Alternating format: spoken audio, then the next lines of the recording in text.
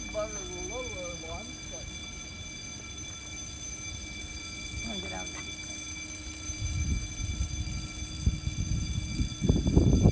Probably gotta be put down for the night anyway. Yeah, he said he has to clean up.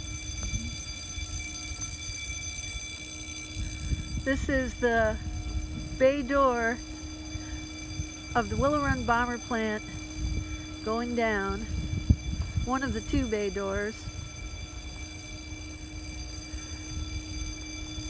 And we're here with World War II Rosie the Riveter, Virginia, who used to work here during World War II. She worked in the fuselage, somewhere in the middle of the vast half-mile long plant. And she's watching those doors close. Okay, we'll leave you down for 40 minutes and we'll go put you up and get a little plane out.